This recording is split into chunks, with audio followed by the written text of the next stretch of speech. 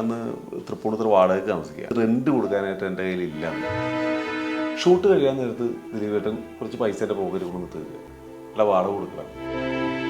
എൻ്റെ തെറ്റാണ്, കാരണം നമ്മളുടെ കമ്മിറ്റ്മെൻറ്റിൻ്റെ ഒരു പ്രശ്നമായിരുന്നു. അതൊരു വല്ലാത്ത വേദനയാണ്. ദുൽഖർ എന്നെ കണ്ടപ്പോൾ തന്നെ ചേട്ടാ ഇങ്ങനെയൊക്കെയാണോ നിക്കണ പോണ. കോളേജിലൊക്കെ ചെല്ലുമ്പോൾ എന്നെ പെണ്ണുങ്ങളൊക്കെ പേര് ചോദിക്കുമ്പോൾ എന്നെ ഞാൻ വിളിക്കുന്നത് വിമൽകുമാർ എന്നാണ്. ആരാണ്? ഞാൻ പൃഥ്വിരാജാണ്. നീ എവിടെയാണ്? ആര്? ഈ ദൈവങ്ങളൊക്കെ നമ്മുടെ അടുത്തേക്ക് വന്ന ഒരു ഓറയാണ് ഈ മനുഷ്യൻ വരുമ്പോൾ. വന്നിട്ട് ഉടനെ മോനെ ഓടി ക്ഷീണിക്കാം. ഞാൻ ലാലേട്ടാ. എന്നെ കണ്ടു കഴിഞ്ഞപ്പോൾ മമ്മൂക്ക ഞാൻ കാണാറുണ്ടാ അല്ലെ ചാക്കേരി ഞാൻ കാണാറുണ്ട്, കൊള്ളാമെന്ന് നല്ലതാണ്, നമുക്ക് കൈരളിയിൽ വല്ലതും ചെയ്യാൻ പറ്റൂടാ. പിള്ളേര് വന്നിട്ട് പറയും കള്ളുകൂട്ടി എൻ്റെ മോനല്ലേട്ടാ എന്നൊക്കെ. സർവവുമായ ഒരു കിടുവാണ്. അതായത് നിവിൻ പോളി അടിച്ച് പൊളിച്ചേക്കണ ഒരു സിനിമയാണ്. അന്ന് മമ്മൂക്കയാണോ മുകേഷ് ചേട്ടനാണോ ആരോ എന്തോ ഒരു ഡയലോഗ് പറഞ്ഞു, നമ്മൾ ഇത്ര നേരം കത്തിച്ച് ഒക്കെ ചെയ്തുകൊണ്ട് വന്ന് ലാസ്റ്റ് അവൻ ഒറ്റയടിക്ക് അവൻ കൊണ്ടുപോയിരുന്നു. അമ്മനെ കാണാൻ മാത്രമല്ല നിങ്ങളെയും കൂടി കാണാനാണ് വന്നേന്ന്. എൻ്റെ ചോറ്റാനുഗ്രഹം ആദ്യം തൊഴുതുകൊണ്ട് പിന്നെ ഒരു കുടിയെ നിൽക്കുന്നത്. അപ്പോൾ അസിസ്റ്റന്റ് കമ്മീഷണർ പുള്ളി സിനിമാടനാണ്, പുള്ളി ക്രോണിക് പാച്ചിൽ ഒരു കള്ളുകൂടിയൻ്റെ വേഷം ചെയ്തു. അതുകൊണ്ടാണ് ഒരു 100 rupees തരുമോ. Make every wedding unforgettable with Joya Lucas Diamond Wedding Collection. Joya Lucas, world's favorite jeweler. Hi hello നമസ്കാരം, മൂവി വേൾഡ് മീഡിയയിലേക്ക് സ്വാഗതം. ഇന്ന് നമ്മുടെ കൂടെ ജോയിൻ ചെയ്യാൻ പോകുന്നത് ഒരു സ്പെഷ്യൽ ഗസ്റ്റാണ്. ഗസ്റ്റിനെ കുറിച്ച് പറഞ്ഞു കഴിഞ്ഞാൽ അദ്ദേഹത്തിൻ്റെ സിനിമകൾ എന്ന് പറയുമ്പോൾ നേരത്തെ അതായത് നമ്മൾ ഇങ്ങനെ ഹൃദയത്തോട് സൂക്ഷിച്ചു വെക്കുന്ന ഒരു പിടി നല്ല ചിത്രങ്ങൾ സമ്മാനിച്ച ഒരു കലാകാരനാണ്. ക്രോണിക് ബാച്ചിലർ, വാണ്ടഡ്, സത്യം, അങ്ങനെ ഒരുപാട് സിനിമകളിൽ അഭിനയിച്ച് അതിനുശേഷം ചെറിയൊരു ഗ്യാപ്പ് എടുത്ത് പിന്നീട് ഇപ്പോൾ ആനന്ദ് ശ്രീബാല, സുമതി വളവ് എല്ലാം കഴിഞ്ഞതാ ഹൃദയപൂർവ്വത്തിൽ നമ്മുടെ ലാലേട്ടൻ്റെ കൂടെ വരെ അഭിനയിച്ചിട്ടുണ്ട്. ആൻഡ് ഇതൊന്നും പോരാ, കുറച്ചധികം പുതിയ സിനിമകൾ ടിക്കിറ്റാക്കെ അടക്കം വിശേഷങ്ങളാണ് ഇനി നമ്മളോട് പറയാൻ പോകുന്നത്. നമുക്ക് സ്വാഗതം ചെയ്യാം അനിയപ്പൻ ചേട്ടൻ. അനിയപ്പൻ ചേട്ടാ സ്വാഗതം, welcome to the show. Okay, നല്ല ഇൻട്രൊഡ്യൂസിംഗ് ആയിരുന്നു. പേരെന്താ? ശ്രീനിധി. ശ്രീനിധി. ഓക്കെ. അപ്പൊ ചേട്ടാ എന്തൊക്കെയുണ്ട് വിശേഷം? ഹെയർ സ്റ്റൈലൊക്കെ ഇതിപ്പോ ടിക്കറ്റ്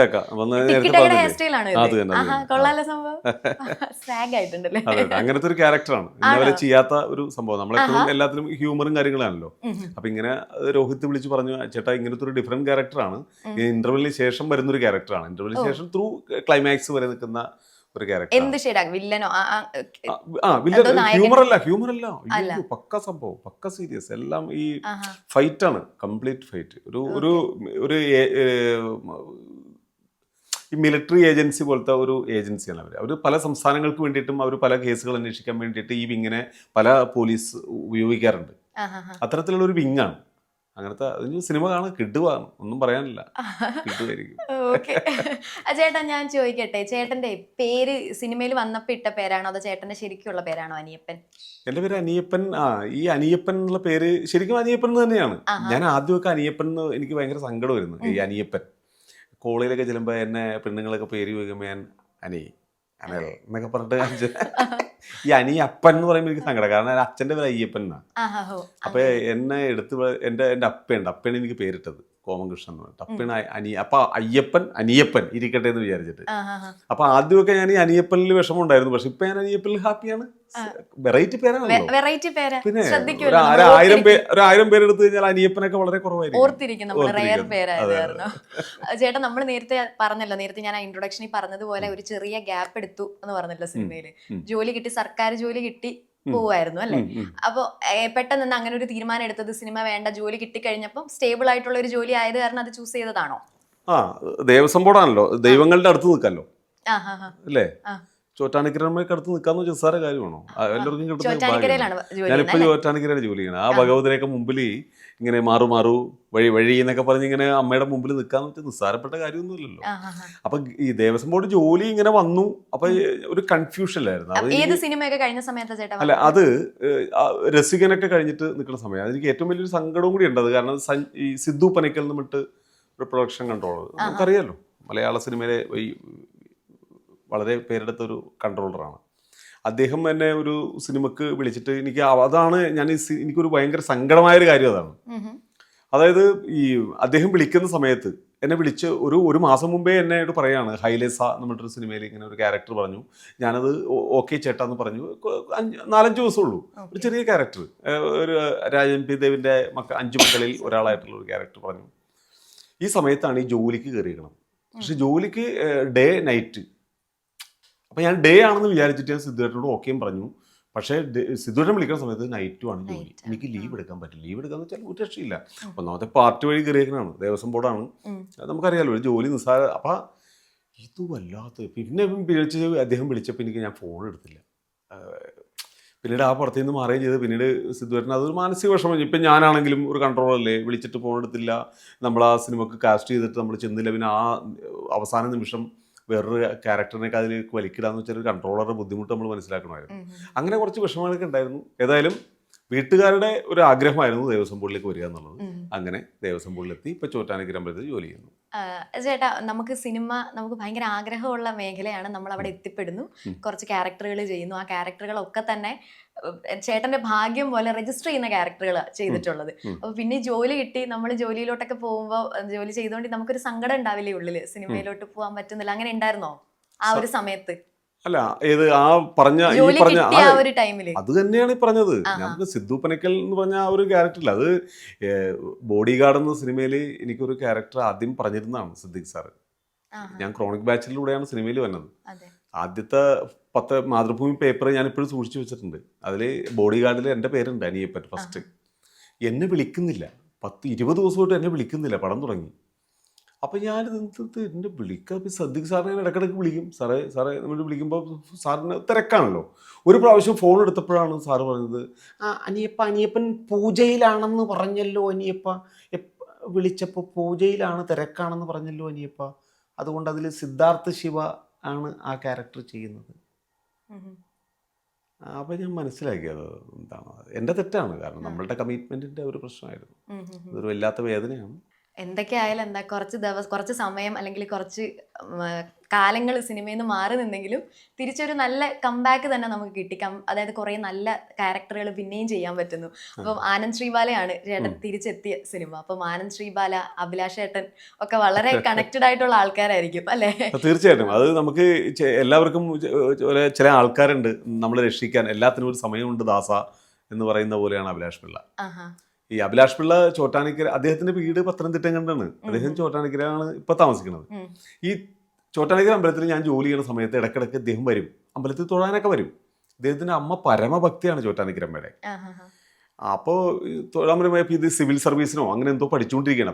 അപ്പോൾ എന്നോട് വന്നിട്ട്, ചേട്ടാ ആ സിനിമയിൽ വന്നിട്ട് മറ്റേ ഫ്രെയിം ചേട്ടാ, ഈ ഫ്രെയിം ഞാൻ ഇങ്ങനെ വെച്ചിട്ട് ഇന്ന അടിച്ചേട്ടാ, ഇങ്ങനെ ഇങ്ങനെ ഇങ്ങനെ ഇങ്ങനെ. ഞാൻ പറഞ്ഞ എൻ്റെ പൊന്ന അഭിലാഷ്, നീ ഒന്നും ഇണ്ടാതെ, നീ നിനക്ക് ആ ഏറ്റവും നല്ലത് പഠിച്ച് മിടുക്കനാവുക. സിനിമയൊക്കെ പിന്നീട് അറിയുന്നത് അഭിലാഷിന്റെ വളർച്ചയാണ്. അതാണ് ഒരു കലാകാരന്റെ ഒരു ഡെഡിക്കേഷൻ. അതാണ് അഭിലാഷ് പിള്ള. അപ്പോൾ പറഞ്ഞു, ചേട്ടാ ആനന്ദ് ശ്രീബാല എന്നെ പുതിയ പടത്തിൽ ചെയ്യാൻ ഒരു ക്യാരക്ടർ ഉണ്ട്, ചെറുതാണ്, ഒരു വെള്ളത്തിൽ നിന്ന് ഇങ്ങനെ ശവമൊക്കെ പൊന്തിയെടുക്കുന്ന ഒരു ക്യാരക്ടർ എന്ന് പറഞ്ഞിട്ട് അങ്ങനെ അത് ചെയ്യണം. പിന്നീട് സുമതി വിളവ് വന്നു. അത് ചെയ്ത് കഴിഞ്ഞപ്പോഴേക്കും പിന്നെ എനിക്ക് അവിടെ ഞാൻ ഈ സിനിമയിൽ വീണ്ടും വന്നു എന്ന് അറിഞ്ഞപ്പോൾ കുറച്ച് സിനിമകൾ വന്നു. അപ്പോൾ എൻ്റെ ഒരു ശരിക്കും പറഞ്ഞ ഒരു ചോറ്റാനിക്കരമ്മയായിട്ട് എനിക്ക് തന്ന ഒരു വരദാനമാണ് അഭിലാഷ് പിള്ള. അതിന് പ്രത്യേകമായ ഒരു താങ്ക്സ് അഭിലാഷ് പിള്ളയ്ക്കും കുടുംബത്തിനും കൊടുത്തേ പറ്റൂ. ചേട്ടൻ ആനന്ദ് ശ്രീബാല, സുമതി വളവ്, ഇത് രണ്ടിനകത്ത് ഒരു കോമൺ ഫാക്ടർ അർജുൻ അശോകനാണ്. അർജുൻ അശോകന്റെ അച്ഛൻ ഹരിശ്രീ അശോകൻ ചേട്ടന്റെ കൂടാണ് നമ്മുടെ ക്രോണിക് ബാച്ചിലറിലെ ഇന്നസെന്റ് സാർ, ഹരിശ്രീ അശോകൻ ചേട്ടൻ. നിങ്ങൾ 3 പേരും കൂടെ ഉള്ള ആ ഒരു കോമ്പിനേഷൻ സീൻ തന്നെ ഹിറ്റായിട്ടുള്ള സീൻ തന്നെ ചെയ്തിട്ടുണ്ട്. അപ്പൊ ഹരിശ്രീ അശോകൻ സാറിന്റെ മോൻ. അപ്പൊ അർജുൻ അശോകനെ ഫസ്റ്റ് കണ്ട സമയത്ത് നിങ്ങൾ തമ്മിൽ ഒരു കോൺവെർസേഷൻ ഒക്കെ ഉണ്ടായിട്ടുണ്ട്, കാരണം ഇതൊരു ഹിറ്റ് സീനാണല്ലോ. അത് രസമാണത്. മമ്മൂക്കയുടെ ക്രോണിക് ബാച്ച്, അതിനുശേഷം ദുൽഖറിന്റെ കൂടെ ഒരു സിനിമ യമണ്ടൻ പ്രേമകഥ, അതുപോലെ ഞാൻ അഭിനയിച്ചിട്ടുണ്ട്. അപ്പോൾ ഞാൻ ഫസ്റ്റ് ദുൽഖറിനെ കാണുമ്പോൾ എന്നെ ഇൻട്രസ്റ്റ് പരിചയപ്പെട്ടു. അപ്പോൾ ദുൽഖർ എന്നെ കണ്ടപ്പോൾ തന്നെ, ചേട്ടാ ഞാൻ ദുൽഖറെ, നമുക്ക് അവനൊക്കെ വലിയ ആർട്ടിസ്റ്റാണല്ലോ. അത് മാത്രമല്ല ഒരു വലിയ പ്രതാപിയുടെ ഒരു വലിയ ആളുടെ മകനല്ലേ. അപ്പോൾ ഞാൻ നമസ്കാരം ചേട്ടാ, ഇങ്ങനെയൊക്കെയാണോ നിക്കണ പോണ. അപ്പൊ കാരണം ആ ചെറിയ കുഞ്ഞു പയ്യനുണ്ട്, ഞാൻ ക്രോണിക് ബാച്ചിൽ നിൽക്കുമ്പോൾ അങ്ങനെ കണ്ട് അതുപോലത്തെ ഒരു ഫീലായിരുന്നു ഈ ഹരിശ്രീ അശോകൻ ചേട്ടൻ്റെ മകൻ. ഞങ്ങൾ ആ സുമതി വളവിൽ എന്ന് കണ്ട് അതിനുശേഷം ഒരു സിനിമ കഴിഞ്ഞിട്ട്, ഈ സുമതി വളവ് റിലീസായിട്ടൊരു സിനിമ കഴിഞ്ഞിട്ട് പുറത്തേക്ക് തിയേറ്ററിൽ നിന്ന് ഞാനും വൈഫും കുട്ടികൾ ഞങ്ങളെല്ലാം കൂടി പുറത്തേക്ക് ഇറങ്ങുമ്പോൾ ഇവർ തിയേറ്റർ വിസിറ്റായിട്ട് എല്ലാവരും കൂടി വരിക. അപ്പോൾ ചാനൽസ് ഒക്കെ ഉണ്ട്. അപ്പോൾ ഞാൻ അവിടെ നിന്ന് അപ്പോൾ എല്ലാവരും ചോദിച്ചേട്ടാ അപ്പോൾ നിൽക്കണാ പോണ. അതായത് അച്ഛനോട് ചോദിച്ച ചോദ്യം മോനോട് ചോദിക്കുന്നത്, അത് ഭയങ്കരമായിട്ട് കുറേ മില്യൺ കയറിയത്, കുറേ ആൾക്കാർ കയറി. അപ്പോൾ ഭയങ്കര സന്തോഷം. കാരണം അച്ഛനോട് പറഞ്ഞ ഡയലോഗ് കുറേ കഴിഞ്ഞപ്പോൾ കുറേ കാലഘട്ടത്തിന് ശേഷം മകനോട് പറയാൻ പറ്റുന്ന നല്ല ആർട്ടിസ്റ്റാണ് അർജുൻ അശോകൻ കേട്ടോ. നല്ല വിനയമുള്ള ആർട്ടിസ്റ്റാണ്. അതുപോലെ ചെയ്യുന്ന ക്യാരക്ടറൊക്കെ നല്ല പക്വതയായിട്ട് കൃത്യമായിട്ട് ഒരു അളവുണ്ട്. നല്ലൊരു ആർട്ടിസ്റ്റ്. ചേട്ടൻ ഈ ഡയലോഗ് പറഞ്ഞപ്പോഴാണ് ഞാൻ ഓർത്തത്. അതായത് ഒരുപാട് ഇന്റർവ്യൂവിൽ ചേട്ടൻ ഇത് പറഞ്ഞിട്ടുള്ളതാണ്, ക്രോണിക് ബാച്ചിലറിലെ നമ്മൾ ഈ പറഞ്ഞ ആ ഒരു പെർട്ടിക്കുലർ സീനിന്റെ കാര്യം. അപ്പൊ അതിനകത്ത് ഇന്നസെന്റ് സർ ആണ് ആ ഡയലോഗ്, നരസിംഹറാവു ആണ് അത് പറഞ്ഞു തന്നത് എന്ന് കേട്ടിട്ടുണ്ട്. അതുപോലെ തന്നെ ലാസ്റ്റും ചേട്ടൻ വരുന്നുണ്ട്, നമ്മളിപ്പോ ഈ പറഞ്ഞ ഡയലോഗ് നിക്കണ പോണോ എന്ന് ചോദിക്കുന്നത്. അപ്പൊ ശരിക്കും അതൊക്കെ ഒരു ആർട്ടിസ്റ്റിനെ സംബന്ധിച്ച് ഒരു ഭയങ്കര ബ്ലെസ്സിംഗ് ആണ്. പിന്നെ തീർച്ചയായിട്ടും അത് ആ ഒരു സിനിമയിൽ വരുന്നത് തന്നെ ഒരു വലിയ ഭാഗ്യമാണ്. കാരണം എൻ്റെ ഫ്രണ്ട്സ് വഴിയാണ് ഞങ്ങൾ അവിടെ ചെല്ലണത് തന്നെ. സിദ്ദിഖ് സാറിന്റെ അടുത്ത് ചെന്നിട്ട് ഇങ്ങനെ ആ ക്യാരക്ടറായി. അപ്പൊ ഇത് അഭിനയിച്ച് കാണിച്ചോ? ഇത് അദ്ദേഹത്തിന്റെ വീട്ടിൽ ചെന്നിട്ട് എന്റെ ഫ്രണ്ട് മഞ്ജൂഷ് വഴിയാണ് ഞങ്ങൾ അവിടെ ചെല്ലണത്. അവിടെ ചെന്നിട്ട് ഈ ക്യാരക്ടറിന് വേണ്ടി വിളിച്ചോ? അങ്ങനെ പോയതാ? അങ്ങനെയല്ല, ഞാൻ അന്ന് MG യൂണിവേഴ്സിറ്റി കലാപ്രതിഭയാണ്. ഞാൻ RLV കോളേജിലാണ് പഠിച്ചത്. അപ്പോൾ RLV കോളേജിനെ സംബന്ധിച്ച് ഞാൻ കഥകളി വേഷമാണ് പഠിച്ചത്. പക്ഷെ മിമിക്രി മോണോ ആക്ടിനും എനിക്ക് ഫസ്റ്റ് പ്രൈസ് ആയിരുന്നു. അപ്പൊ ആ സമയത്ത് എന്തോ ഡാൻസിനും എന്തോ ആരും ഇല്ലായിരുന്നു. ഒരു ഭാഗ്യം എന്നെ വഴിയേ. അപ്പൊ ആ സമയത്ത് സാധാരണ കലാതിലകം കലാപ്രതിഭ എന്നൊക്കെ പറയുമ്പോൾ ഡാൻസ് പഠിച്ച ആൾക്കാരൊക്കെ ആണല്ലോ. അപ്പൊ അത് വലിയ കോമഡിയാണോ. ഞാൻ അങ്കമാലിയിലാണ് എവിടെ ഒരു പ്രോഗ്രാമിന് പോയിട്ട് തിരിച്ച് ബസ്സിന് വന്നുകൊണ്ടിരിക്കുമ്പോൾ എൻ്റെ ഫ്രണ്ടിലിരിക്കുന്ന ഒരാൾ പേപ്പർ വായിക്കുക. എൻ്റെ അമ്മ നുണയല്ലോ സത്യം. കൊല്ലം സിറാജുണ്ട് എൻ്റെ കൂടെ. അപ്പോൾ ഫ്രണ്ടിൽ മനോരമ പേപ്പറാണോ മാതൃഭൂമിയാണെന്ന് അറിയില്ല, ഫ്രണ്ടിൽ കലാപ്രതിഭ അനിയപ്പൻ. ആലോചിച്ച് നോക്കി. അതായത് പ്രോഗ്രാം കഴിഞ്ഞ് മത്സരം കഴിഞ്ഞിട്ട് ഞാൻ പ്രോഗ്രാമിന് പോയി, തിരിച്ചു വരുമ്പോൾ പിറ്റേ ദിവസം കലാപ്രതിഭ ഞാൻ. എടാ നിൻ്റെ പടകൂടാന്ന് പറഞ്ഞു നോക്കുമ്പോൾ കലാപ്രതിഭ. അങ്ങനെ ഈ കലാപ്രതിഭ ആയതിനു ശേഷം എൻ്റെ ഫ്രണ്ട് കൂടിയും ഞങ്ങൾ സിദ്ദിഖ് സാറിൻ്റെ വീട്ടിൽ ചെന്നിട്ട് സിദ്ദിഖ് സാറിനെ കണ്ട് ഈ സംഭവമൊക്കെ ചെയ്തു. അങ്ങനെ ക്രോണിക് ബാച്ചിൽ വന്നിട്ട് പിന്നെ അവിടെ നിന്നാണ് ഇപ്പോൾ പറഞ്ഞ പോലെ ഈ ക്യാരക്ടർ ചെയ്തു. ആ അടിയൊക്കെ ഉണ്ടപ്പോൾ അടിക്കുമ്പോൾ മാറിക്കോളേടാ പോർക്കെ നമ്മളുടെ അടിയൊക്കെ ഉണ്ടല്ലോ, നല്ല അടിയാണ്. ശരിക്കും പറഞ്ഞാൽ അതായത് ചാൻസ് പോകരുതെന്ന് കരുതിയിട്ടുള്ള അഭിനയം ഉണ്ടല്ലോ. ഇപ്പം നമ്മളൊരു സാധനം ചെയ്തിട്ട് മീറ്റർ കുറഞ്ഞു പോയി കഴിഞ്ഞാൽ അത് വേണ്ട മാറ്റിക്കോ എന്ന് പറയൂല. ആ മീറ്റർ കുറയെന്ന് വിചാരിച്ചിട്ട് നമ്മൾ സകല അഭ്യാസം എടുത്തിട്ടാണ് ചെയ്യണം. ഇൻഡസ്ട്രിയിലാണ് സിദ്ദിഖിനെ വിളിച്ചിട്ട് പറഞ്ഞേ, സിദ്ദിഖേ നമുക്ക് ആ സീനിൽ നമുക്ക് ഈ കുടിയൻ അവിടെ എൻട്രി ചെയ്താലോ. കുടിയൻ ആ ബസ് സ്റ്റോപ്പിലിരിക്കുന്നു. അപ്പോൾ ഇയാൾ പറയുമ്പോൾ പേടിയാ നിന്നെ, പേടിക്കുന്ന നരസിംഹറാവു എന്ന് പറഞ്ഞ ആ ഒരു സാധനം. അങ്ങനെ ഇന്നസെന്റ് ഏട്ടൻ പറഞ്ഞിട്ടാണ് അല്ല ഇന്നസെന്റ് ഏട്ടൻ പറഞ്ഞിട്ടാണ് ആ സംഭവം അവിടെ നിന്ന് ഉണ്ടാവണത്. പിന്നെ അത് സിദ്ദിഖ് സാറിന്റെ മേക്കിംഗ് ആണ്. പക്ഷെ ഇന്നസെന്റ് ഏട്ടനാണ് ഈ ഒരു സിറ്റുവേഷനിൽ ആ കുടിയനെ അവിടേക്ക് കൊടുത്താൽ എൻട്രി ചെയ്താൽ ആ ക്യാരക്ടർ രസമായിരിക്കില്ലേ, നമുക്ക് മൊത്തത്തിൽ കൊഴുക്കില്ലേ എന്ന് ചോദിച്ചിട്ടാണ് ഈ കുടിയൻ വന്നതും. ഭാഗ്യവശാൽ അത് പിന്നീട് ക്ലൈമാക്സിലേക്ക് ആ ക്യാരക്ടർ എത്തുന്നത് നമുക്ക് നമ്മുടെ ഡയലോഗിലാണ്. അതൊരു ഭാഗ്യമാണ്. ആ സമയത്ത് എനിക്ക് തോന്നുന്നു ആ സമയത്താണ് വാൾട്ടർ എന്ന് പറഞ്ഞ അസോസിയേറ്റ് ഡയറക്ടർ, അദ്ദേഹം ഇപ്പോൾ നമ്മളെയൊക്കെ വിട്ടു പോയി. വാൾട്ടർ ജോസാണ് എന്നെ വിളിച്ച് പറയണത്, അനിയിപ്പോൾ നീ എവിടെ ഉണ്ട്? ഞാൻ കോളേജിലുണ്ട്, പെട്ടെന്ന് വണ്ടി എടുത്തിട്ട് പാച്ചിക്കട വീട്ടിലേക്ക് പെട്ടെന്ന് പോകാൻ പറഞ്ഞു. അവിടെ നിന്ന് വണ്ടി എടുത്തിട്ട് മതി. അന്ന് യമഹ ഉണ്ട് എനിക്ക് പറഞ്ഞു. അവിടെ പാളിച്ച് അവിടെ ചെന്ന് കഴിഞ്ഞപ്പോൾ മമ്മൂക്കയുടെ എല്ലാവരും ഉണ്ട്. അന്ന് മമ്മൂക്കയാണോ മുകേഷ് ഏട്ടനാണോ ആരോ എന്തോ ഒരു ഡയലോഗ് പറഞ്ഞു, നമ്മൾ ഇത്ര നേരം ഒക്കെ ചെയ്തുകൊണ്ട് വന്ന് ലാസ്റ്റ് അവൻ ഒറ്റയടിക്ക് അവൻ കൊണ്ടുപോയെന്ന്. ഞാൻ പോണാന്ന് ചോദിച്ചിട്ട് അങ്ങനെ ഒരു മുഹൂർത്തം. അതൊരു വലിയ ഒരു ഭാഗ്യം, ഒരു കലാകാരനെ സംബന്ധിച്ചിട്ട് കിട്ടാവുന്ന അപൂർവ ഭാഗ്യങ്ങളിൽ ഒന്നാണ് ക്രോണിക് ബാച്ചിലർ എന്നെ സംബന്ധിച്ച്. നമ്മൾ ഈ ക്യാരക്ടറിനെ കുറിച്ച് പറയുമ്പോൾ അതുപോലെ തന്നെ എടുത്തു പറയേണ്ടതാണ് സിദ്ദിഖ് സർ. അപ്പോൾ സിദ്ദിഖ് സാറുമായിട്ട് ചേട്ടനൊരു വളരെ ക്ലോസ് റിലേഷൻ, നമ്മളിങ്ങനെ ത്രൂ ഔട്ട് നമ്മൾ ഇൻഡെപ്റ്റഡ് ആയിട്ടുള്ള ആൾക്കാരുടെ കൂട്ടത്തിൽ ഒരാളാണല്ലോ സിദ്ദിഖ് സർ. അപ്പോൾ അദ്ദേഹത്തുമായിട്ടുള്ള ഒരു മെമ്മറി എന്തെങ്കിലും ഷെയർ? അല്ല, സിദ്ദിഖ് സാറിനെ കുറിച്ച് നമ്മൾ പറയാൻ പോയി കഴിഞ്ഞാൽ അതിശോക്തിയാവും. കാരണം എല്ലാ നടന്മാർക്കും എല്ലാ കലാകാരന്മാർക്കും അതിലുപരി പരിചയപ്പെട്ടവർക്കെല്ലാം ഒരു അമൂല്യമായ ഒരു വജ്രം, ഒരു മുത്താണ് സിദ്ദിഖ് സാർ. അതായത് എത്ര വിഷമം അദ്ദേഹത്തിനുണ്ടെങ്കിലും നമ്മൾ അദ്ദേഹത്തെ സമീപിക്കുമ്പോൾ ആ വിഷമങ്ങളെല്ലാം മാറ്റി വെച്ചുകൊണ്ട് നമ്മളോട് ബിഹേവ് ചെയ്യുന്ന ഒരു കലാകാരൻ. ഏത് ആർട്ടിസ്റ്റ് ചാൻസ് ചോദിച്ചാലും എല്ലാം സിദ്ദിഖ് സാർ അങ്ങനത്തെ ഒരു ആളാണ്. അതിന് പകരം ആരുമില്ല. ഞാൻ ഇവിടെ സാറിൻ്റെ വിയോഗം അറിഞ്ഞപ്പോൾ ഞാൻ എൻ്റെ മനസ്സിൽ പറഞ്ഞൊരു കാര്യമുണ്ട്. എൻ്റെ മനസ്സിൽ ഞാൻ വിചാരിച്ചു, എന്തിന് എന്നെപ്പോലുള്ള ആൾക്കാരെയൊക്കെ അങ്ങ് എടുത്താൽ പോരെ, എന്തിനാണ് ഇനി എന്തൊക്കെ സംഭാവനകൾ മലയാള സിനിമയിൽ ഇല്ലേ, നമ്മളെയൊക്കെ പൊട്ടിച്ചിരിപ്പിച്ച സിനിമകളല്ലേ, എത്ര പടങ്ങൾ.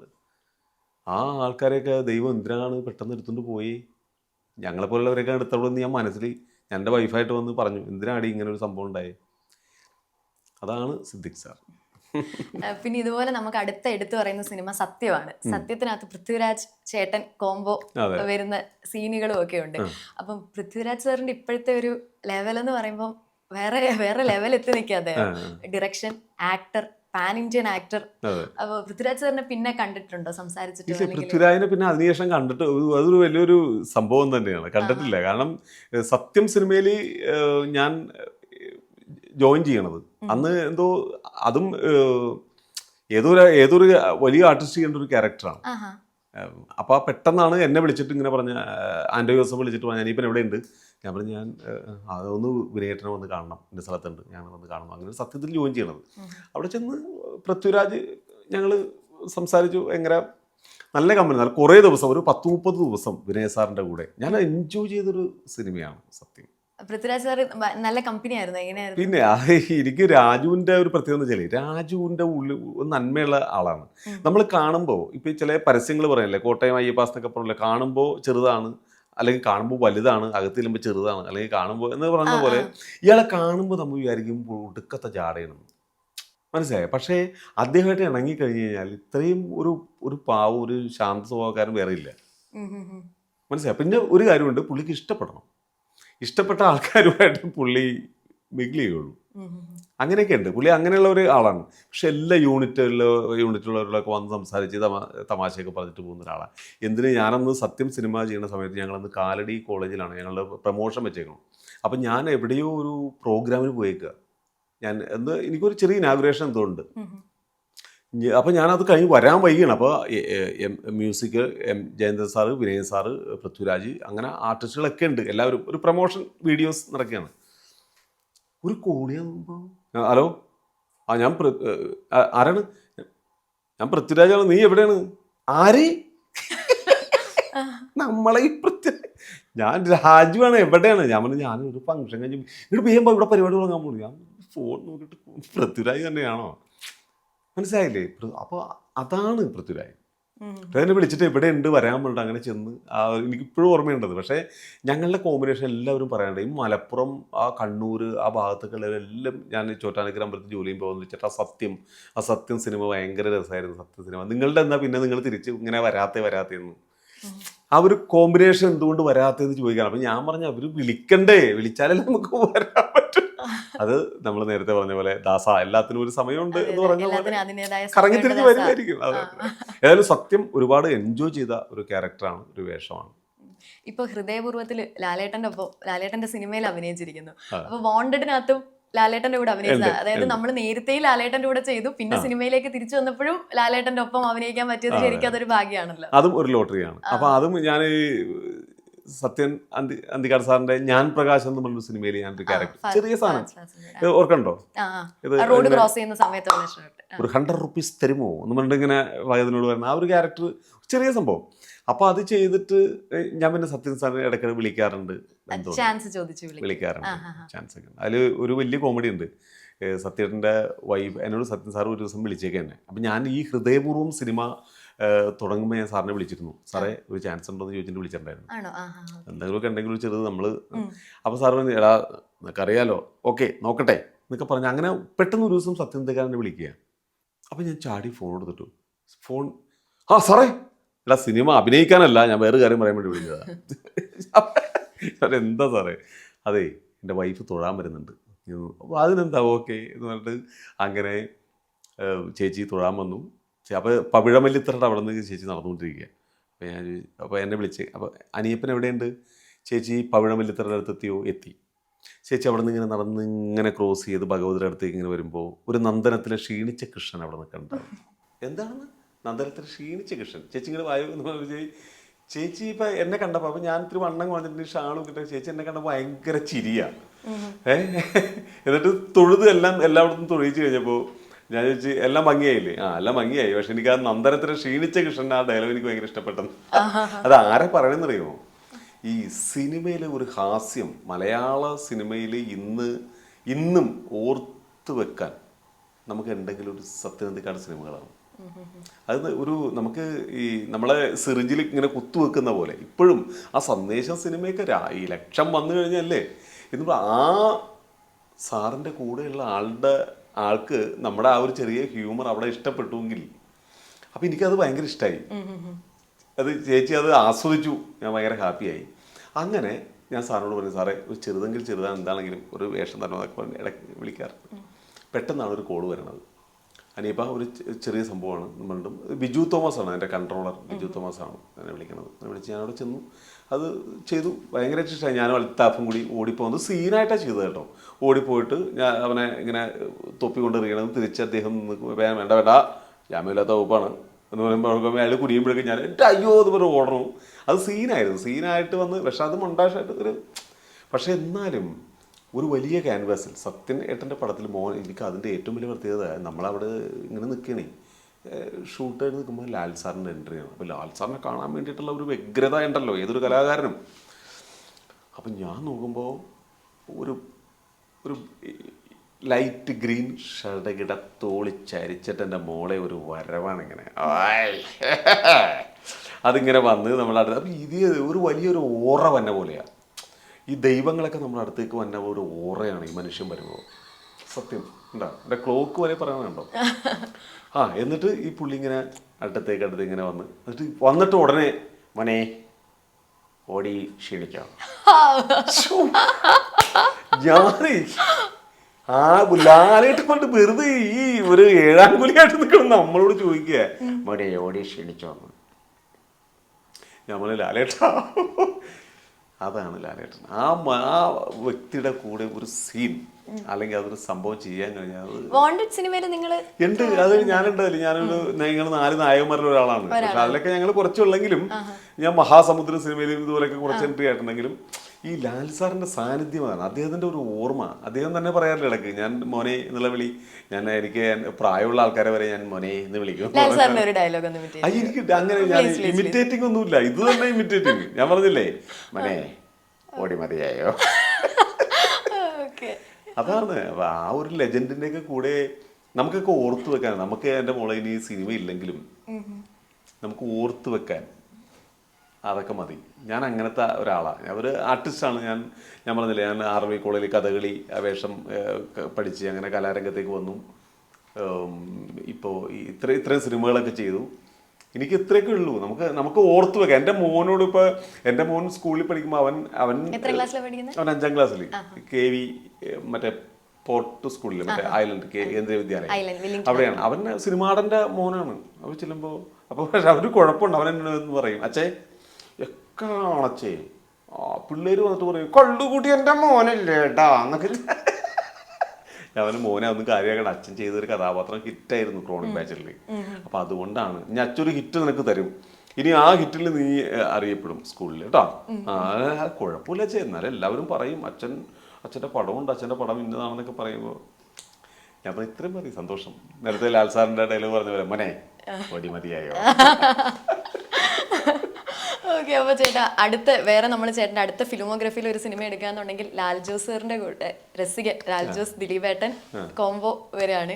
അപ്പോൾ ദളവാത്തെരുവ് ആ സെറ്റ്, അപ്പോൾ അതിന്റെ എന്തെങ്കിലും ഒരു മെമ്മറി നമ്മളോട് ഷെയർ ചെയ്യാം. അതിലേക്ക് എങ്ങനെ എത്തിപ്പെട്ടു ആ സിനിമയിലേക്ക്? അതും ഇത് ഭയങ്കര രസകരമായിട്ട് സംഭവമാണ്. അത് പെട്ടെന്ന് ഒരു കോള് വരികയാണ്. ജേസൺ ഇളംകുളം വിളിച്ചിട്ട് ഇങ്ങനെ ഒരു സിനിമയുടെ കാര്യം പറഞ്ഞു. ഇങ്ങനെ ലാൽ ജോസ് സാറിനെ ചെന്ന് കണ്ടു, അതിൽ വന്നു. പക്ഷെ ഭയങ്കര രസമായിരുന്നു ആ ഒരു ലൊക്കേഷൻ. ദളവാത്തെരുവ്, അതായത് നമ്മുടെ കലൂര് മണപ്പാട്ടിപ്പുറമില്ലേ, അവിടെയാണ് ആ ലൊക്കേഷൻ സെറ്റ് ഇട്ടത്. പൊണ്ണു ഒരു 10-30 ദിവസം ദിലീപേട്ടൻ്റെ കൂടെ നല്ല രസമായിരുന്നു.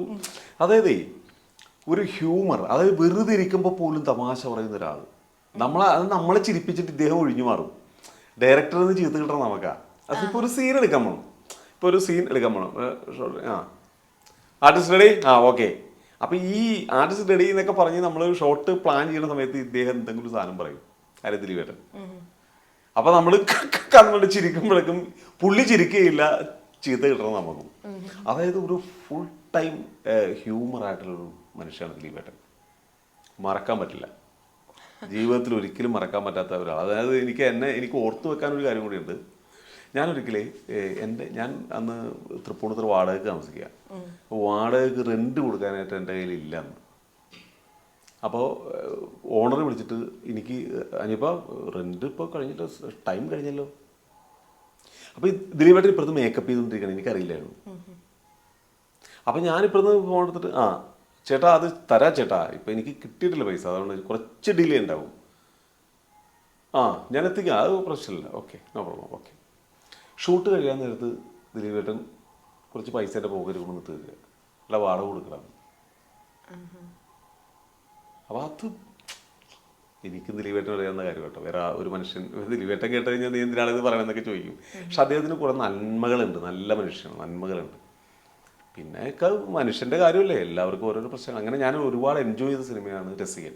ഇപ്പോഴും ആൾക്കാർ ജാങ്കോ ഞാൻ പെട്ടു എന്നൊക്കെ പറയുന്നത് സന്തോഷമാണ്. അത് കേൾക്കുന്നത് നമ്മള് അതിങ്ങനെ ഉപയോഗിക്കുന്നതാണല്ലോ, എന്തെങ്കിലുമൊക്കെ പ്രശ്നം പറ്റുമ്പോൾ നമ്മൾ ഫ്രണ്ട്സിന്റെ ഇടയ്ക്ക് പറയും ജാങ്കോ പെട്ടു. അങ്ങനെയല്ല, എടാ നീ അറിഞ്ഞാ ഞാൻ പെട്ടു, ജാങ്കോ നീ അറിഞ്ഞാ ഞാൻ പെട്ടു. നമ്മൾ സത്യനന്ദിക്കറ്റ് സാറിന്റെ കാര്യം പറഞ്ഞപ്പോൾ അതുപോലെ നമ്മൾ എടുത്തു പറയേണ്ടതാണ് അഖിൽ സത്യന്റെ കൂടെയും സിനിമയിൽ ചേട്ടൻ അഭിനയിച്ചു. അപ്പൊ ആ സിനിമയുടെ വിശേഷം എന്ന് പറയുന്നത് റിലീസ് ആവുമ്പോൾ സർവവുമായ നിവിൻ പോളി മറ്റേ അജു വർഗീസ് ആയിട്ടുള്ള കൂട്ടുകെട്ടും അത് ഇതുപോലെ തന്നെ. അത് ഈ വേഷത്തിലെ പോണേ, ടിക്കിറ്റാക്കയുടെ ഷൂട്ട് കഴിഞ്ഞിട്ടാണോ ഈ വേഷം? അപ്പൊ എന്നെ വിളിച്ചേക്കുക, അതും ബിജു തോമസ് തന്നെ, സാറിന്റെ കൺട്രോളർ.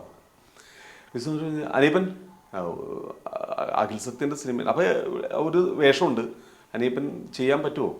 ഞാൻ പറഞ്ഞു ഞാനെന്താ ചേട്ടാ ചെയ്യാലോ, ഞാൻ വരാം, ഒറ്റപ്പാലത്താണ്, ഞാൻ വരാമല്ലോ ചേട്ടാ, ഓക്കെ എന്ന് പറഞ്ഞാൽ അങ്ങനെ ചെന്ന് തൊപ്പിയും വെച്ചിട്ടാണ് ചെന്നേക്കണേ. അങ്ങനെ അവിടെ ചെന്ന് അപ്പോൾ പുള്ളിക്കാരനെ കണ്ടപ്പോൾ തന്നെ നമസ്കാരം ഇരിക്കും. അത് കഴിഞ്ഞ് പതുക്കെ തൊപ്പി മാറ്റി കഴിഞ്ഞപ്പോൾ പുള്ളിക്ക് എന്ത് പണ്ടാറോടെ ഇത്, അതായത് ഇങ്ങനെ ഒരു ഒരു വല്ലാത്തൊരു ലുക്കിലിരിക്കല്ലേ പുള്ളി. ഇത് എന്താണ് ഇങ്ങനെ?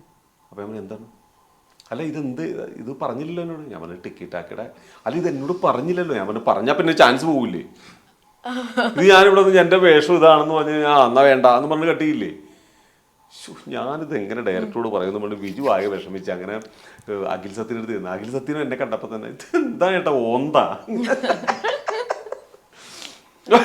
അപ്പം എന്താ ചെയ്യാം? ഞാൻ ഒരു വിഗ്ഗൊക്കെ വെച്ച് കഴിഞ്ഞാൽ ഞാൻ അങ്ങോട്ട് പറയാം. അവന് മേക്കപ്പാനെ വിളിച്ചു, അവന് ചേട്ടാ ഒരു വിഗ് ഇരിപ്പുണ്ട്, വിഗ് വെച്ചു.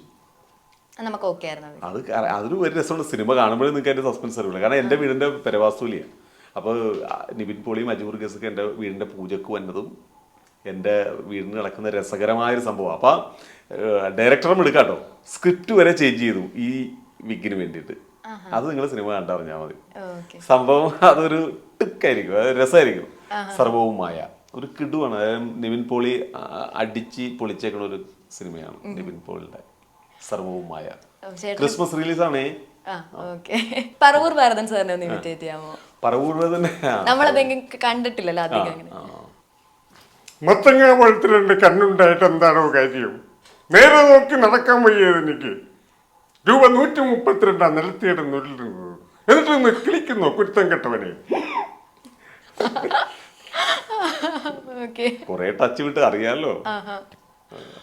അപ്പൊ നമ്മൾ പറഞ്ഞുകൊണ്ടിരുന്നത് ചാക്യാർകൂത്ത് ദുബായ് ഷോപ്പിംഗ് ഫെസ്റ്റിവലില് ആൾക്കാരുടെ അടുത്തൊക്കെ ചെന്നിട്ട് ആരാ എന്താ പേര്? സരസൻ. എവിടെയാ വീട്? കുന്നംകുളം. കുന്നംകുളം എന്ന് പറയണ അറിയണ സ്ഥലമാണല്ലോ, എത്ര വർഷമായി ദുബായിലേ എന്നൊക്കെ പറഞ്ഞിട്ട് ഇങ്ങനെ ആൾക്കാരോട് സംസാരിച്ചിട്ട് അങ്ങനെ എല്ലാവരോടും മിങ്കിൾ ചെയ്തിട്ട് അവരോട്. അപ്പോൾ അന്നത് ഭയങ്കര ഹിറ്റായിരുന്നു. കാരണം അന്ന് ഈ ചാനലിൻ്റെ അതിപ്രസരമില്ല. അപ്പോൾ ഇത് കാണുന്നവർക്ക്, ഈ നാട്ടിൽ നിൽക്കുന്നവർക്ക് ഭയങ്കര സന്തോഷമാണ് ഇത് കാണുമ്പോൾ. നമ്മുടെ കുടുംബം ഒരു ഫാമിലി ഉണ്ടാവും. എല്ലാവരെയും ഞാൻ വിളിച്ചിട്ട് മക്കളെ ഇങ്ങോട്ട് വരിക, എല്ലാവരും അടുത്ത് നിൽക്കുക, ഈ ഗ്ലോബൽ വില്ലേജിൽ വന്നിട്ട് നിങ്ങളെയൊക്കെ ഒന്ന് കണ്ട് എന്നൊക്കെ പറഞ്ഞിട്ട് അവരെ ചേർത്ത് നിർത്തിയിട്ട് സംസാരിച്ച് നമ്മുടെ കേരളത്തിൻ്റെ കാര്യമൊക്കെ പറയുന്ന ഒരു സംഭവം. അത് ഭയങ്കര രസമായിരുന്നു. അത് അന്ന് ചക്യാർ, ജോയി ആലുക്കാസ് വിത്ത് ചക്യാർ ഭയങ്കര ഹിറ്റായിരുന്നു.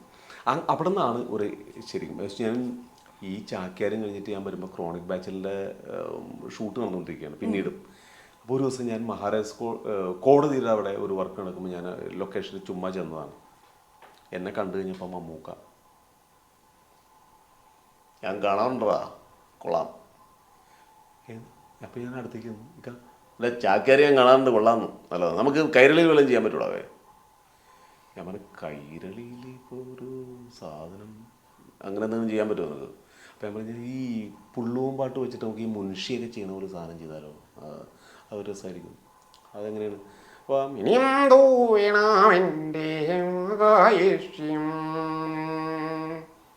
APCC പ്രസിഡന്റ് പറഞ്ഞത് കേട്ടാം, VD സതീശൻ രാഹുൽ കൂട്ടത്തിനുമായി എന്നൊക്കെ പറഞ്ഞിട്ടൊരു കറണ്ട് അഫെയർ സാധനം ഇങ്ങനെ ചെയ്താൽ ഓക്കെ, അത് കൊള്ളാം. അപ്പം നീ ഒരു കാര്യം ചെയ്യും, വിട്ടാസിനെ വിളിച്ചിട്ട് ഞാനൊന്ന് സംസാരിക്കാമെന്നൊക്കെ പറഞ്ഞു. പക്ഷേ പിന്നീട് അതെന്തോ നടന്നില്ല സാധനം. ഒരു ചെറിയ കലാകാരനെ നോട്ട് ചെയ്യുന്നൊരു വലിയ മനുഷ്യനാണ്. അതാണ് ഇപ്പോഴും ഇക്കണ്ടില്ലേ, എന്തൊക്കെയായാലും നമ്മളിക്കനെ ഇപ്പോഴും ഓർക്കണം. ഞാൻ ഈ ചോറ്റാനിക്കരം ബർത്ത്ഡേ കഴിഞ്ഞ അദ്ദേഹത്തിൻ്റെ ബർത്ത്ഡേക്ക് മുമ്പ് ആൻഡോ ജോസഫ് സാർ എന്നെ വിളിച്ചിട്ട് വേറൊരു കാര്യത്തിന് സാറിനെ വിളിക്കണേ. ആൻഡോ ജോസഫ് സാറെ വിളിച്ച് കഴിഞ്ഞപ്പോൾ ഞാൻ പറഞ്ഞു എവിടെയുണ്ട്? അപ്പോൾ ഞാനും രമേഷ് പിഷാരിയുടെയൊക്കെ ഇപ്പോൾ മദ്രാസിലുണ്ട്, സാറിൻ്റെ അടുത്തുണ്ടെന്ന്. പേരും നാളും മമ്മൂക്ക, വിശാഖം, മുഹമ്മദ് കുട്ടി വിശാഖം. ഞാൻ ചോറ്റാനിക്കര കംപ്ലീറ്റ്. അപ്പോൾ എനിക്ക് ആൻഡോ ജോസഫ് ഗൂഗിൾ പേ പൈസയൊക്കെ അയച്ചു തന്നെ കംപ്ലീറ്റ് വഴിപാടൊക്കെ നടത്തി പ്രാർത്ഥിച്ചു. ഉഗ്രൻ റിസൾട്ടും കിട്ടിയിടും. അതാണ് ഏറ്റവും വലുത്. ഇത് പ്രാർത്ഥിച്ചിട്ട് നട തുറന്ന് അപ്പോൾ ഞാൻ ഒരു മേൽശാന്തി ഒരു ഉഗ്രൻ തിരിച്ചുവരവായിരിക്കും മമ്മൂക്കിനി. കണ്ടോ, പാട്ട് വരെ നിന്നില്ലേ ഇവിടെ. അത് ഞാൻ ചോറ്റാനിക്കുമ്പോഴത്തെ കംപ്ലീറ്റ് അന്നത്തെ ദിവസം ഞാൻ ചേട്ടനെ വിളിച്ചു പറഞ്ഞു കംപ്ലീറ്റ് വഴിപാടും മുഹമ്മദ് കുട്ടി വിശാഖ നക്ഷത്രം. അപ്പം അദ്ദേഹം അതാണ് ചെറിയ കലാകാരന്മാരെ വരെ നമ്മൾ പോയിന്റിൽ നിന്ന് മാറിയിട്ടില്ല, ചെറിയ കലാകാരന്മാരെ വരെ ഓർത്തിരിക്കുന്ന സ്നേഹിക്കുന്ന ഒരാളാണ്, അവർക്ക് അവസരം കൊടുക്കുന്ന ഒരാളാണ് മമ്മൂക്ക. ചേട്ടൻ നേരത്തെ മോന്റെ കാര്യം പറഞ്ഞു, പിന്നെ വേറെ ആരൊക്കെയുണ്ട് വീട്ടില്? ചേച്ചി ഞങ്ങൾ വരുന്നത് അറിഞ്ഞ് ഇവിടുന്ന് ആദ്യം രക്ഷപ്പെട്ടു എന്ന് പറഞ്ഞു കേട്ടു. അല്ല മോനുണ്ട്, പിന്നെ ആരൊക്കെ ഉണ്ട് വീട്ടിൽ? ചേച്ചി ഇല്ലാണ്ട് മോനുണ്ടാവില്ലല്ലോ. ഞാൻ വിചാരിച്ച അച്ഛൻ അമ്മ, അതാണ് ഞാൻ ഉദ്ദേശിച്ചത്. എന്റെ വീട് വടക്കം പറവൂരാണ്, പറവൂർ കൈതല. എന്റെ അച്ഛനും അമ്മയും മരിച്ചുപോയി. എന്റെ അച്ഛൻ്റെ ഒരു അയ്യപ്പൻ എന്നാണ്. നമ്മൾ ആ ഇന്റർവ്യൂവിൽ ആദ്യം പറഞ്ഞു. അമ്മയുടെ ഒരു പുഷ്പവല്ലി. ഞങ്ങൾ 5 മക്കളാണ്, 4 ആണും ഒരു പെണ്ണും. അച്ഛൻ അക്കാര്യത്തിലൊക്കെ ഭയങ്കര ബിരുദനായിരുന്നു. അപ്പം അങ്ങനെ ഇന്ന് അവർ രണ്ടുപേരും ഇല്ല. ഞങ്ങൾ സഹോദരങ്ങളൊക്കെ അങ്ങോട്ടൊക്കെ അവിടെ ഇവിടെയൊക്കെ താമസിക്കുന്നു. ഇപ്പം ഞാൻ താമസിക്കുന്നത് പനങ്ങാടാണ്. പനങ്ങാട് വളരെ മനോഹരമായൊരു സ്ഥലമാണ്. പണ്ടൊക്കെ ഭയങ്കര ഒരു പനങ്ങാടെന്ന് പറഞ്ഞാൽ ആൾക്കാർ പേടിക്കും. പക്ഷെ ഇപ്പൊ പനങ്ങാടെന്ന് പറഞ്ഞാൽ ആൾക്കാർക്ക് സ്നേഹമാണ്. ഒരുപാട് സെലിബ്രിറ്റീസ്, സച്ചിൻ ടെണ്ടുൽക്കർ വരെ ഈ അടുത്താണ് താമസിക്കുന്നത്. അങ്ങനെയൊക്കെ ഉണ്ട് വില്ലേജ് സച്ചിൻ. അപ്പോൾ സച്ചിൻ ഇടയ്ക്ക് വരുമ്പോഴൊക്കെ താമസിക്കുന്ന സ്ഥലം കേട്ടോ. അങ്ങനെ പനങ്ങാട് ഭയങ്കര ഫേമസ് ആണ്. അവിടെ എൻ്റെ വൈഫിനോട് 4 സെന്റ് സ്ഥലമുണ്ട്. അതെന്ന് പറയാം, കൊല്ലങ്ങട്. അപ്പൊ അങ്ങനെ സച്ചിൻ, അയ്യോ പറഞ്ഞു മാറിപ്പോയി, രേഷ്മയുടെ വൈഫിന്റെ പേരാ പറയേണ്ടത്, അച്ഛനായി പോയി പണ്ടാറ. അപ്പൊ രേഷ്മ ബാലകൃഷ്ണൻ എന്നാണ് അവളുടെ പേര്. അയാളുടെ അവര് വീട് പനങ്ങാട് തന്നെയാണ്. അച്ഛൻ ബാലകൃഷ്ണൻ, അവളുടെ അച്ഛൻ ബാലകൃഷ്ണൻ, ആശ, അവർക്കൊരു സഹോദരനുണ്ട് രംഗീത്. അങ്ങനെ അവരുടെ കുടുംബം ഞങ്ങളിവിടെ താമസിക്കുന്നു. ഞാനും രേഷ്മയും വസൂട്ടനും. വസൂട്ടൻ മീൻസ് വസുദേവ്. പുള്ളി നേരത്തെ നമ്മൾ പറഞ്ഞ പോലെ കേന്ദ്രീയ വിദ്യാലയം പഠിക്കുന്നു. ഫോർട്ട്.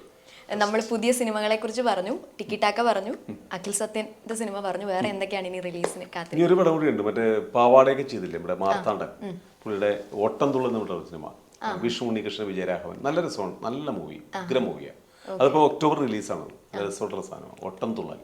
ഒട്ടം തുള്ളൽ എന്ന് പറയുമ്പോൾ ഒട്ടം തുള്ളലുമായിട്ട് ബന്ധപ്പെട്ടതല്ല, പക്ഷെ ഉഗ്ര സാധനമാണ്. അസലായിട്ടുള്ള പടമാണ്, നല്ല തിരക്കഥ. വിനോദ് തൃക്കാക്കരയാണ് തിരക്കഥ. നല്ല രസമായിട്ടുള്ള പടമാണ്. സോ ചേട്ടൻ, നമ്മളിപ്പോൾ കുറേ വിശേഷങ്ങൾ പറഞ്ഞു. അപ്പോൾ ചേട്ടൻ്റെ ഇനി വരാൻ പോകുന്ന പ്രോജക്ട്സുകൾ ഏതൊക്കെയാണ്? ഇനി വരാൻ പോകുന്നത് ചോറ്റാനിക്കര ലക്ഷ്മിക്കുട്ടി എന്ന് പറയുന്ന ഒരു സിനിമയാണ്. അഭിലാഷ് പിള്ളയുടെ കഥയിൽ നമ്മുടെ കഥ പറയുമ്പോൾ സിനിമ ചെയ്തില്ലേ മോഹൻ സാറാണ് അത് ഡയറക്റ്റ് ചെയ്യുന്നത്. പടത്തിൻ്റെ ഒരു പ്രത്യേകത, തീർത്തും ഒരു മാളികപ്പുറം പോലെ, അല്ലെങ്കിൽ ഒരു ഭക്തി, മാളികപ്പുറം പോലെ തന്നെ പൂർണ്ണമായിട്ടും ചോറ്റാനിക്കരമ്മനെ ബേസ് ചെയ്തിട്ടല്ല. പക്ഷേ എന്നാൽ ചോറ്റാനിക്കരമ്മയുടെ ഐതിഹ്യമുണ്ട്. അങ്ങനത്തെ ഒരു ബ്രഹ്മാണ്ഡ പടം. ഗോപാലൻ സാറാണ് അതിൻ്റെ പ്രൊഡ്യൂസിങ്. ബാക്കി കാസ്റ്റിംഗ് ഒക്കെ വരുന്നേ ഉള്ളൂ. പക്ഷേ അതൊരു വലിയ സംഭവം തന്നെയായിരിക്കും. അതിൽ ഏറ്റവും വലിയ പ്രത്യേകത, അത് ഞാൻ ദേവസ്വം ബോർഡ് ജീവനക്കാരനായിട്ട് അഭിനയിക്കുന്നത്. അതായത് അനിയപ്പൻ ആ ടായൊക്കെ നോക്കിയിട്ട് വഴി വഴി വഴി നടക്കൂ മാറോ എന്നൊക്കെ പറഞ്ഞിട്ട് നമ്മുടെ ക്യാരക്ടർ തന്നെ. അമ്പലത്തിൽ ഇപ്പൊ ഞാൻ എന്താണോ ചെയ്യണേ, പുഷ്പാഞ്ജലി. പേരെന്താ? ശ്രീനിധി. നക്ഷത്രം അത്തം ചിത്ര മൂലം. കുഴപ്പമില്ല. അത്തം ചിത്ര മൂലമാണോ? അല്ല, അത്തം ചിത്ര ചോതി വിശാഖമന കേട്ട. ഇപ്പൊ ഇങ്ങനത്തെ ഒരു ക്യാരക്ടറാണ്. ഭയങ്കര സന്തോഷം. അപ്പോൾ അനിയപ്പനായിട്ട് തന്നെ വന്ന് ആയാലും നമ്മൾ എന്തൊക്കെയായാലും എൻ്റെ തലമുറകൾക്ക് വരുന്നവർക്കൊക്കെ എന്നെ ഓർത്തു വെക്കാമല്ലോ. ഞാൻ ഇങ്ങനെ ഒരാളുണ്ടായിരുന്നു, അദ്ദേഹം ദേവസ്വം ബോർഡിലായിരുന്നു, സിനിമയിലായിരുന്നു, ചോറ്റാനിക്കരയിലെ അനിയപ്പൻ എന്നൊക്കെ പറയുന്ന ഓർത്തു വെക്കാം. അങ്ങനെ ഒരു വലിയ ഒരു സംഭവമാണ്. അതിനുവേണ്ടി അതിൻ്റെ ആകാംക്ഷയിലാണ് ഞാൻ. ആ ക്യാരക്ടർ എങ്ങനെയാണ്, എന്താണ്. അഭിലാഷനോട് ഇപ്പോഴും കഥ പറയാനില്ല. ഞാൻ ചോദിക്കുമ്പോൾ ചേട്ടനായിട്ട് തന്നെയാണ്, അനിയപ്പനായിട്ട് തന്നെ പറയണേ. പക്ഷേ ഒരു കാര്യം ഉറപ്പാണ്, അതൊരു വലിയ ബ്രഹ്മാണ്ഡ സിനിമയാണ് ചോറ്റാനിക്കര ലക്ഷ്മിക്കുട്ടി. ചോറ്റാനിക്കര സിനിമ നേരത്തെ വന്നു പോയതാണ്, പക്ഷേ ഈ സിനിമ ഇത് നമുക്ക് പിടിച്ചാൽ കിട്ടാത്തൊരു സിനിമയായിരിക്കും. ഓക്കെ, അതിൻ്റെ ഒരു സന്തോഷത്തിലാണ്. ചേട്ടൻ സിനിമയിൽ അഭിനയിച്ചതിന് ശേഷമാണല്ലോ അമ്പലത്തിൽ ജോലി കിട്ടി ആ ഒരു വഴിയിലേക്ക് പോകുന്നത്. അപ്പം എഴുതാനൊക്കെ ഇരിക്കുമല്ലോ അമ്പലത്തിൽ. ഇപ്പൊ പറഞ്ഞല്ലോ പേര് നാളും ഒക്കെ എഴുതുന്നു. അപ്പം ക്യൂവിൽ വന്ന് നിൽക്കുമ്പോൾ ആൾക്കാർ പേരും നാളും ഒക്കെ പറഞ്ഞ് പെട്ടെന്ന് ചേട്ടനെ നോക്കുമ്പോൾ ആ അനിയപ്പൻ ചേട്ടൻ എന്ന് പറയുന്ന ഒരു മൊമെന്റ് ഒക്കെ ഉണ്ടായിട്ടുണ്ടോ? അത് ഇഷ്ടംപോലെ ഉണ്ടായിരുന്നു. അതിൽ ഏറ്റവും വലിയ കോമഡി ഞാൻ പല ദിക്കിലും പറഞ്ഞിട്ടുള്ളതാണ്. എന്നാൽ ഞാൻ നിങ്ങൾക്ക് കൂടി വേണ്ടിയിട്ടൊന്ന് പറയാം. അതായത് അമ്പലത്തിൽ നടകാവലായിട്ട് ഞാൻ ജോലി ചെയ്യും. ഇങ്ങനെ ആൾക്കാരോട് ഇങ്ങനെ തൊഴുതു മാറൂ പറഞ്ഞ് നടക്കലിങ്ങനെ നിൽക്കുമല്ലോ. അപ്പോൾ അവിടെ നിന്ന് തൊട്ട് ഇങ്ങനെ ആൾക്കാരിങ്ങനെ ഇങ്ങനെ വരുമ്പോൾ ഇങ്ങനെ ആൾക്കാർ ഇങ്ങനെ തൊഴുതു വരാം. അമ്മേ ഭഗവതി ഭഗവതി ഭഗവതി കാത്തോളണേ അമ്മേ. അപ്പം ഇങ്ങനെ അപ്പം ഇത് സംഭവം മനസ്സിലായില്ലേ? ഒരു ചേച്ചി ഇങ്ങനെ തൊഴുത് നടക്കൽ വന്നിട്ട് അങ്ങനെ ഇങ്ങനെ തൊഴുതിങ്ങനെ പ്രാർത്ഥിച്ച് ഇങ്ങനെ അമ്മയെ എന്നെ നോക്കിയിട്ട് അമ്മനെ കാണാൻ മാത്രമല്ല കേട്ടോ, നിങ്ങളെയും കൂടി കാണാനാണ് വന്നേന്ന്. സത്യം എൻ്റെ ചോറ്റാനുഗ്രഹം സത്യം. എനിക്കത് വാക്കുകളില്ല പറയാനായിട്ട്. എൻ്റെ ഭഗവത് സത്യം എന്നോട് പറഞ്ഞ വാക്കാ അത്. അപ്പം ഞാൻ തിരിഞ്ഞങ്ങടെ അമ്മനൊന്ന് നോക്കി ഇങ്ങനെ എൻ്റെ പൊന്ന് ദേവി എന്നുള്ളത് അതാണ്. അപ്പം ചിലവരിങ്ങനെ ഒരു സംഭവം ഉണ്ടായി തൊഴുതുകൊണ്ട് തന്നെ ആളെ ഇങ്ങനെ. ഇപ്പം മേൽശാന്തി പുതിയ മേൽശാന്തിയാണ്. അപ്പം കുടിയൻ എന്ന് പറയുന്നുണ്ട്.